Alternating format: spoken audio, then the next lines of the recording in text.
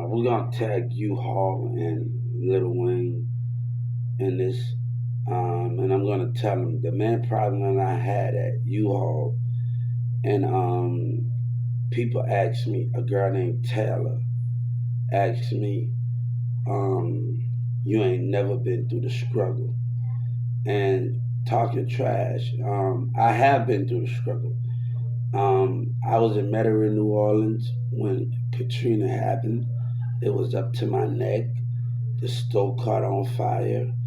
I came to Texas for 5 pieces of clothes, nothing on me.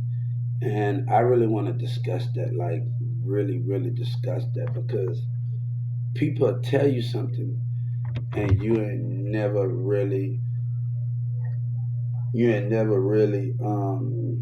understand it. But I actually been through the struggle. You know what I'm saying? So it's hard to say that when somebody tell you you ain't never you worked at U-Haul for 5 years and tell you you ain't never been through a struggle. You ain't never been through a struggle, and you have people quick to say something about you and don't understand you. You know what I'm saying? And I think that was one of the reasons. You know, people, I hate those comments that say when people don't know that much about you and they quick to say something. So I'm gonna tell my other people. Before I came to Texas, I was in Metairie, New Orleans, and Katrina. You know, the stove caught on fire while I was there, and the water was up to my neck. Cats was in there, everything. And this, I just told Taylor, when we was working together, she said, "Oh, what you done been through? You ain't never been through the struggle." Yes, I have. And not just Katrina. There was many other projects when I was a little kid, hurricanes when I was a little kid in New Orleans, and while we was 8 or 7 years old, we grew up in the fish food project, other projects. When Katrina happened, I was a little of a teen, a little, like not that old, a little of a teen, and I think 13, 12, and Katrina happened, and those things have to understand those things, but um, to let people actually know, those are the things. I just messaged her after all this time. I told her, look, when I was 5 or 8 years old, I had to walk with 5 or 8, 7. When I was these little kids, ages, I had to walk in the water when I was their ages at church in the city, 6 and 7 years old, and I remember that.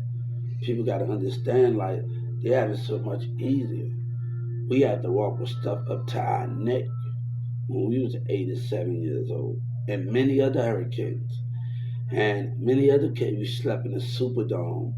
We did all of that in New Orleans, and I graduated Fantasy Williams. I was at Fantasy Williams, but I don't think I actually remember all of it. And I don't think I graduated. I left before even that happened.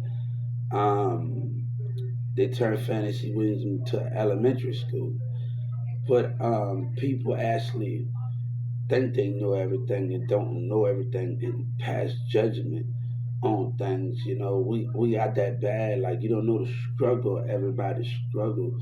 And I remember in Metairie, New Orleans, at a gas station, me and my friends, the stove caught on fire. They don't. Dead bodies was coming out of the Superdome. Yeah, people don't never know that. But many other hurricanes, that was just the worst one.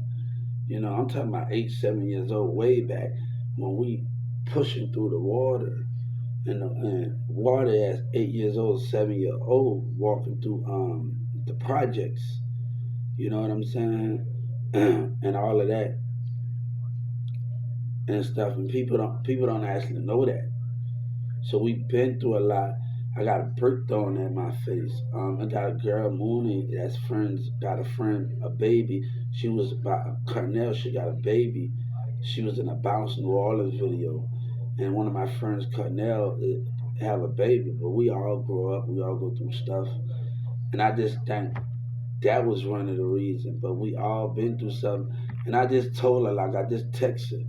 You remember you told me I didn't been through nothing? And y'all, everybody want to talk about something, but don't know what that person carry along his journey and how he had to. I didn't start talking till I was like 8 or 9 years old, 10. You know, 10 probably.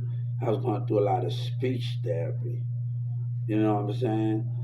Um, my speech therapy wasn't adverse when I left Metairie, but that was my last time having speech class in Metairie. And I found that I wasn't even supposed to be in high school, boy. Boy, look, when they got there working from the school in New Orleans, they pushed me all the way back to middle school in Plano. I graduated middle school in Plano. I forgot the name of the school. Um, but I got so many memories in New Orleans that is not even funny to everybody.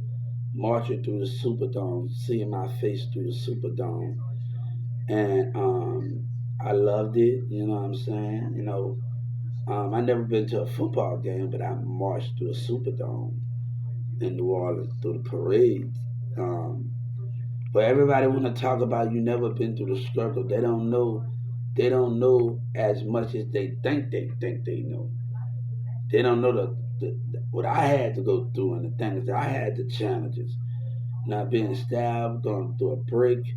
But everything made me stronger at the end of all of those challenges. That I had a brick thrown in my face, bam, bam, bam. So many other things that happened. So I'm gonna tell you when somebody in New Orleans, like, I mean, I wish I hadn't tell nobody this. I stayed in Morel in New Orleans, and I think I was going to George Cox at that time, and I remember getting circumcised. And after I got circumcised, I come back from the hospital and I can't barely walk. And this is how, if you have a disability, whatever that is, but after you get circumcised, you your grandma and your brother is helping you out trying to walk. But that's the easy to training, right? Right?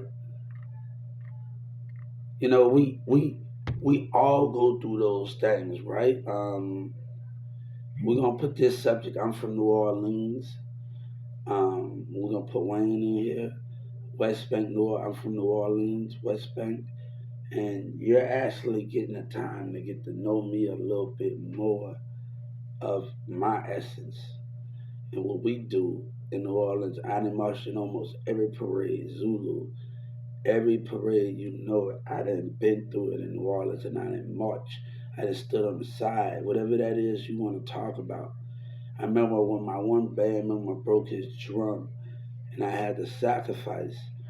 So it was like, hold up, hold up. He got my cymbals, and I carried this drum. We halfway through the parade, and we halfway through it. You know what I'm saying? So he played cymbals. I carried that drum, that broken drum, halfway through the parade, and I sacrificed for that. But I know we had many more parades to come, and that was the most important thing. I remember at Fantasy Williams, one of my friends and my band members and other people, like one of the kids and one of the dudes I know from Fantasy Williams, they fucked a girl under the tree. And at Fantasy Williams, and I'm like, man, they went to jail. And I'm like, what the hell going on, guys, with y'all, man? They probably don't remember this. Everybody. And I'm like, what the fuck? Everybody got motherfuckers crazy or something. And this was me, Darlene, Baby, and everybody. And I come up to those niggas like, what's going on with y'all people at school, like after school, and everybody. They went to jail, man. I'm like, hold up for a second. One of my band classmates, me and him, we always had regular plea, but he actually went to jail for peeing in a girl's mouth in Fantasy Williams. But I told him, like, but me and him, what made it more funny? We didn't get along, but what made us get along more after PE, when I messed up and he told me he played cymbals, and he told me to listen. And I will never forget that person because God said, never forget the people that you came along. And my band director was always hard on me. He used to hit me with a drumstick, discipline.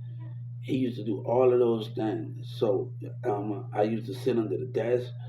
But the most thing about those things with those situations, we had that discipline, we had that understanding. But um, this is gonna be a subject. Me, I'm from because nobody wanted to hear me in 2019. So this is gonna be Dallas rappers, get to know me, and all of these things, and it's gonna be Lil in this picture, and it's gonna be get to know me more. I got a stat right here, so I remember sitting in the New Orleans courtroom. So I'm seeing this girl's spirit. God said, I want you to remember the spirit. She felt sorry for what she did when you was a kid. Her brother came. This was back in the day when Lil Wayne used to be in an apartment with T Streets and gutter now. That my nanny tried to give them her CD. She did music. Where that we did. And my nanny, she's in New Orleans right now. She do music. And I think the squad was too busy, and she wanted me to go up there because the other two kids was up. I remember Lil Wayne them gave her their phone. They allowed me. I was just too damn bad, man. I used to act like the wrestler. And Victor and Vince got caught on Canal Street with Lil Wayne. We used to play basketball in the house. But this one girl used to mess with Squad Up, you know, and we used to chill by her house in an apartment, and she let us eat. She let us do everything, man. We were just having so much damn fun over there, like in the East apartment over there. We had so much fun, talking. She used to talk to one of the squad members. Now I remember this one girl in an apartment. She said I used to hang out. What up, Weezy? Wayne had a long hair, and he had the chica. What up, Weezy? She said that's my cousin. But there's one Spanish girl I grew up with in the apartment. She got squadding them up trying to smash, and she didn't want nothing to do with them. I said, damn, and, and we used to like watch Lil Wayne just sit on the porch. He used to have his ass. That's why when we got that video shaker like Beyonce, I watched him come out with a bad bitch, a bad bitch. And out of there, I remember seeing Birdman at the. My mama don't even remember. I remember seeing Birdman at the mall. See, she don't even remember. Like I remember staring at Birdman. He had a white T-shirt and some blue jeans, and he had the flip phone. And I remember at one time I in the mall, I stared at him in New Orleans alone. This is no lie to you. And he was right by there, and I remember staring at him the whole time. He had the white collar T-shirt. He was real. He lost weight. I think that period of time he lost some weight. So I remember staring at him in the mall.